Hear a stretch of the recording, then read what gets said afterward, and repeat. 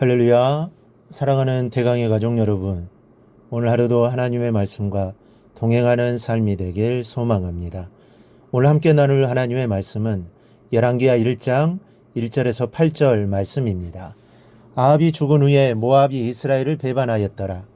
아하시아가 사마리아에 있는 그의 다락 난간에서 떨어져 병들매 사자를 보내며 그들에게 이르되, 가서 에그론의 신 바알세붑에게 이 병이 낫겠나 물어보라 하니라.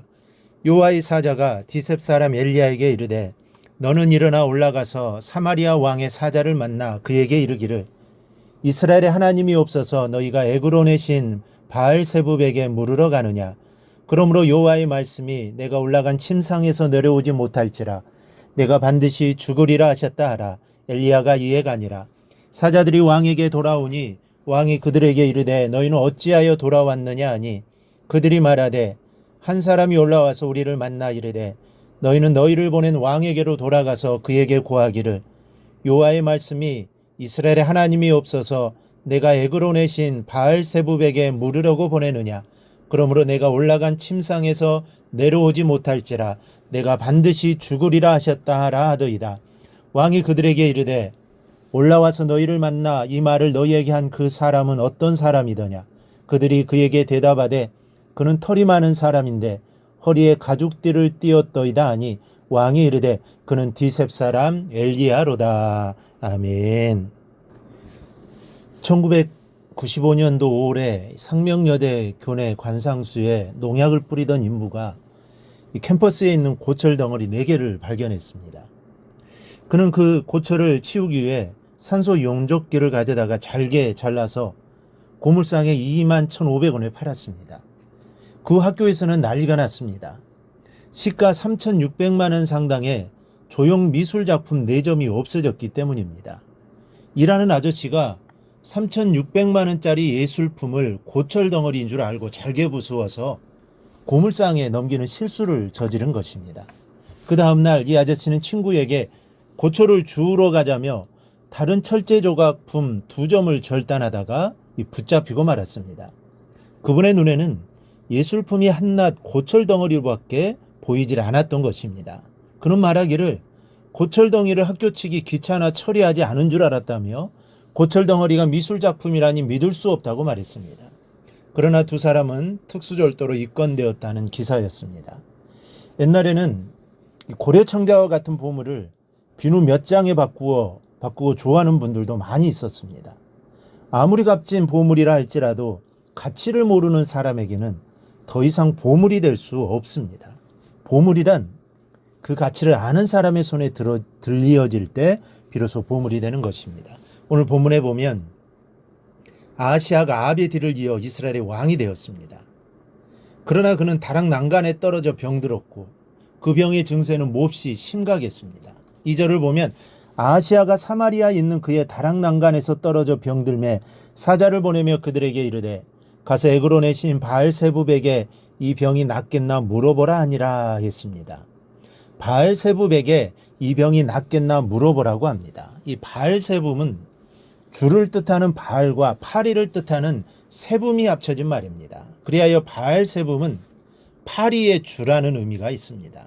다시 말해 바알세붑은 파리의 형상을 한 우상인 것입니다. 그런데 에글론 사람들은 이러한 파리를 신으로 섬기고 있었고 아하시아도 동참한 것입니다. 이것은 아하시아가 하나님을 섬기는 대신 우상을 숭배하였음을 시사해 줍니다. 이와 관련하여 열왕기 기자는 아하시아가 그 어머니 이세벨의 길과 여로보암의 길, 그 아비 아합의 길을 답습하였다고 지적하고 있습니다. 즉 보고 배운 대로 살았던 것입니다. 그렇다면 아하시아가 병들었을 때 제일 먼저 행했어야 할 일은 무엇일까요? 당연히 하나님 앞에 무릎을 꿇는 일이었습니다. 그리고 자기의 사악했던 죄를 회개하며 용서를 구했어야 했습니다. 하지만 그는 바알신을 찾았습니다. 나병이 나을지 아니면 이대로 죽을 것인지, 다시 말해 앞으로 펼쳐질 자신의 운명을 좀 알아보고 싶은 의도였습니다. 이 얼마나 어리석은 모습인지 모릅니다. 본문 4절을 보면 하나님의 천사가 엘리야 선지자에게 나타났고 6절에서는 엘리야가 천사에게 들은 말을 그대로 전하고 있습니다. 그러므로 내가 올라간 침상에서 내려오지 못할지라 내가 반드시 죽으리라. 결국 머지않아 왕은 죽었습니다. 그러면 그가 반드시 죽어야만 했던 이유는 무엇이었을까요? 3절에 그 이유가 나와 있습니다. 이스라엘의 하나님이 없어서 너희가 에그로 내신 바알세붑에게 물으러 가느냐. 이 말씀은 엘리야를 통해 책망하시는 하나님의 노여우심입니다. 이스라엘의 하나님이 없어서 너희가 바알세붑을 찾아가야만 하겠느냐는 탄식입니다. 이스라엘에는 위대한 엘리야 선지자가 있었습니다. 그리고 하나님은 그 선지자를 통해 끝없이 역사하셨고 그를 의지하는 자는 음식이 동나지 않았으며 죽은 자식까지도 살아나는 역사를 베푸셨습니다. 죽은 자를 살리신 그분이 왕의 병을 치유하시는 것은 간단한 일이었습니다. 그러나 아하시아는 하나님을 찾지 않았고 날아다니는 파리의 형상을 한 바알세붑을 찾았습니다. 그는 보배로우신 하나님을 곁에 두고도 그 하나님이 얼마나 보배로우시고 좋으신 분이라는 것을 깨닫지 못한 채 우상을 찾아 헤맸던 것입니다. 그리고 결국은 내가 바알세붑을 찾았으니 내가 올라간 침상에서 내려오지 못할 것이요 내가 반드시 죽으리라는 이 저주를 피하지 못했던 것입니다. 성도 여러분, 우리에게 가장 귀한 보배는 무엇입니까? 황금도 아니요 권력도 아닙니다. 오직 예수 그리스도뿐이십니다. 주님만이 나의 모든 것이 되십니다. 그래서 시인은 이렇게 고백합니다. 내가 여호와께 아뢰되 주는 나의 주님이시오니 주밖에는 나의 복이 없다 하였나이다. 시인은 주님밖에는 나의 복이 없나이다라고 고백합니다. 이 말은 당신 외에는 좋은 것이 아무것도 없습니다라는 의미입니다. 사실 이스라엘 왕이었던 다윗에게는 좋은 것, 그를 기쁘게 해주는 선한 것들이 많이 있었습니다. 하지만 그의 즐거움은 그것들에 있지 않았습니다.